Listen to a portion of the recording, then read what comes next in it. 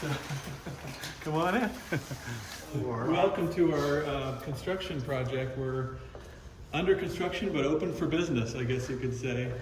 And we're starting in on the courtyard, which a lot of people have seen from the street, which will be our new museum entrance. And then we're also doing work on the interior while staying open for classes and programs. We're redoing all of this atrium space with new flooring, new bathrooms, new lighting, modern museum lighting for the main galleries. We're repairing some of the HVAC as well that services the museum spaces. So we're doing a lot in addition to the courtyard entrance. You know, at the Academy Art Museum, we are under construction. We're undertaking our long-planned construction of the courtyard, which will be our new entranceway. We'll keep the old entrance on South Street active for classes and students, but we are doing it while staying open. And what that means is that all of our classes and programs are happening. We have music at noon, we have our lecture series, we have our full range of adult classes, and all of our children's programs are happening. So we are completely open. The exhibit galleries are being worked on, so inside we don't have things on display except for some selections from the permanent collection.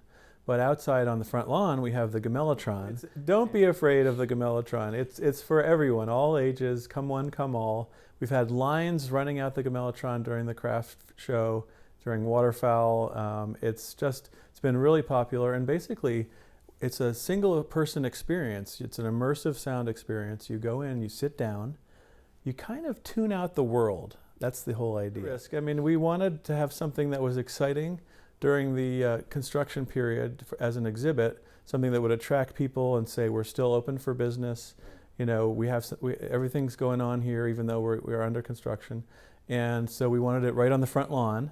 We also have kind of a growing sculpture park on the front lawn there with Demetrios and the Hughes out there. Well, we've had a great year. Looking back, we had, for the museum, we had a historic exhibition, the Diebenkorn exhibition, which brought to Easton, Maryland, 100 works by one of the greatest 20th century American artists.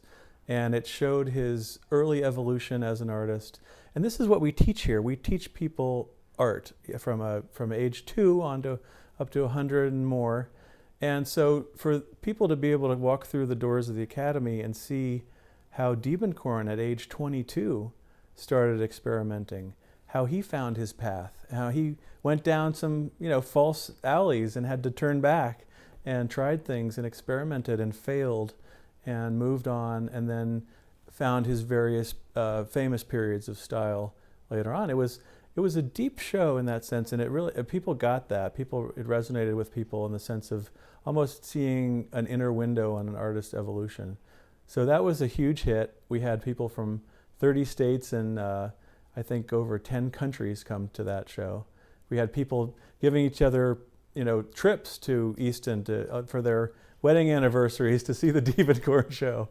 And people took, campers from Canada to come down and see it. It was wildly popular. Well, following that, we had our second annual Artist in Residence, Amze Emmons. And this is a new program. It's by invitation only, to invite a emerging mid-career artist to come to have a show here with us.